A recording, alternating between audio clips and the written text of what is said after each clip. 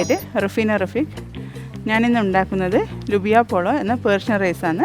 ആദ്യം പാനിൽ കുറച്ച് ഒലിവ് ഓയിൽ ഒഴിക്കുക. ചൂടായതിനു ശേഷം ഇതിലേക്ക് ബീൻസ്, ക്യാരറ്റ് നീളത്തിലേറ്റുന്നത് ചേർക്കുക. ഇതിലേക്ക് ആവശ്യത്തിന് ഉപ്പ്,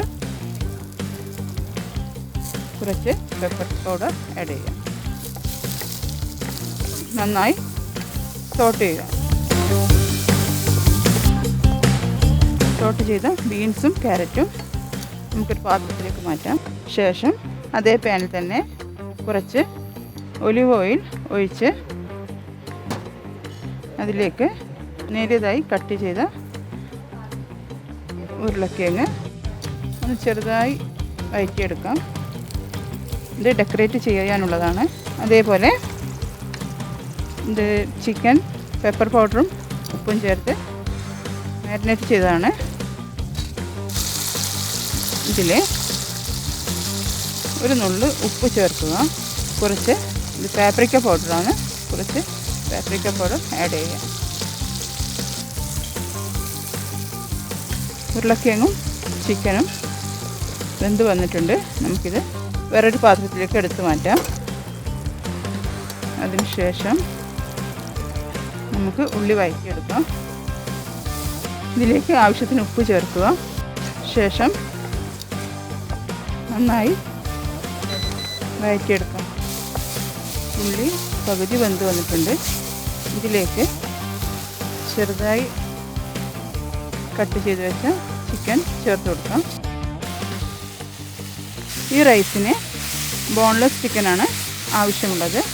ഇതിലേക്ക് കുറച്ച് ഇത് ഇഞ്ചി, വെളുത്തുള്ളി, പച്ചമുളക് പേസ്റ്റാണ്. ഇതിലേക്ക് ചേർത്ത് കൊടുക്കാം.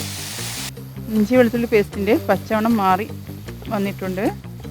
അതിനുശേഷം ആവശ്യത്തിന് ഉപ്പ് ചേർക്കാം. പിന്നെ കുറച്ച് പെപ്പർ പൗഡർ, ഒരു 1/4 ടീസ്പൂൺ ടർമറിക് പൗഡർ ചേർത്ത് നന്നായി വഴറ്റുക. ഇത് നമുക്ക് അടച്ചു വെച്ച് വേവിക്കാം. വെള്ളം തിളച്ച് വന്നിട്ടുണ്ട്. ഇതിലേക്ക് നമുക്ക് അരി ചേർക്കാം. ഞാനിവിടെ 1 കപ്പ് അരിയാണ് എടുത്തിട്ടുള്ളത്. ബാസ്മതി റൈസാണ്. ഇതിലേക്ക് ആവശ്യത്തിന് ഉപ്പ് ചേർക്കാം. ശേഷം മൂടി വെച്ച് വേവിക്കുക. ചിക്കൻ ഒന്ന് ഇളക്കി കൊടുക്കാം. ഇതിലേക്ക് കുറച്ച് പാപ്രിക്ക പൗഡർ ആഡ് ചെയ്ത് കൊടുക്കാം.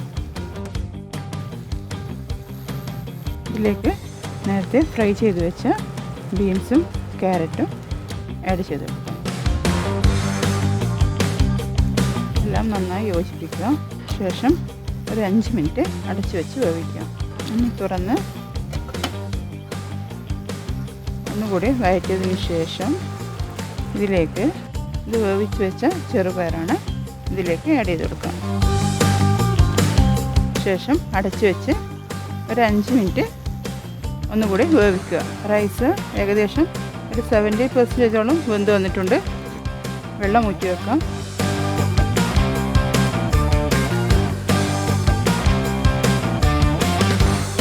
ചിക്കനും വെജിറ്റബിൾസും എല്ലാം നന്നായി വെന്ത് വന്നിട്ടുണ്ട്. ഇനി ഇതൊന്ന് സെറ്റ് ചെയ്തെടുക്കാം. ഇതിലേക്ക് ടൊമാറ്റോ പ്യൂരി ചേർക്കാം.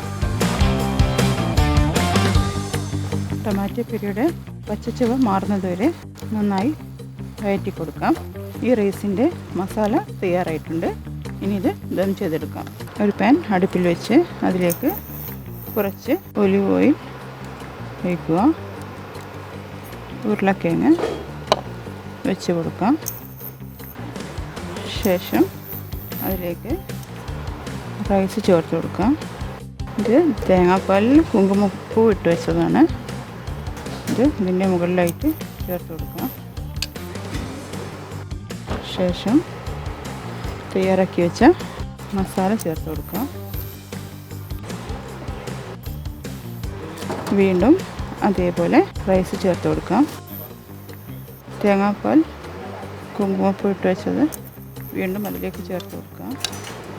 മസാല ചേർത്ത് കൊടുക്കുക. റൈസ് ചേർത്ത് കൊടുത്ത് അതിൻ്റെ മുകളിൽ തേങ്ങാപ്പാൽ മിക്സ് ചെയ്ത് കൊടുക്കാം.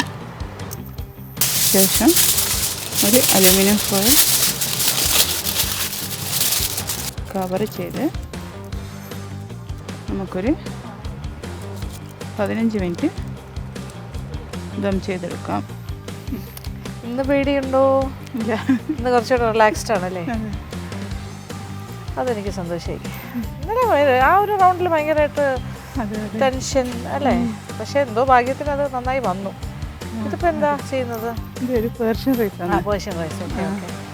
അപ്പോൾ ഈ പേർഷ്യൻ റൈസിൻ്റെ പ്രത്യേകത എന്താണ്? സ്പൈസ് കുറവായിരിക്കും. എൻ്റെ ഇതിൽ ഞാൻ കുറച്ചൊന്ന് മാറ്റം വരുത്തിയിട്ടുണ്ട്.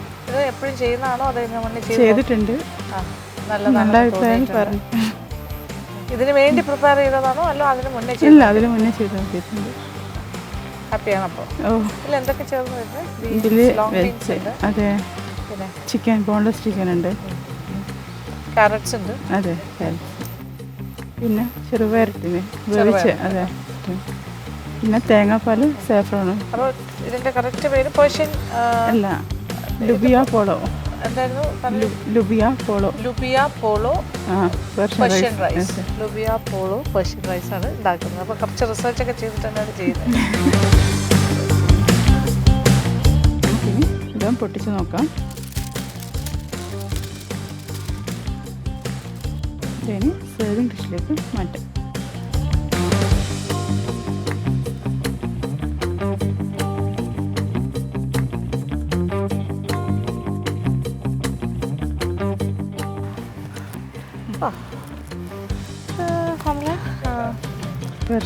പേർഷ്യൻ റൈസ് ഉണ്ടോ? മനോഹരയാക്കി വെച്ചിരിക്കുന്ന പേർഷ്യൻ റൈസിന്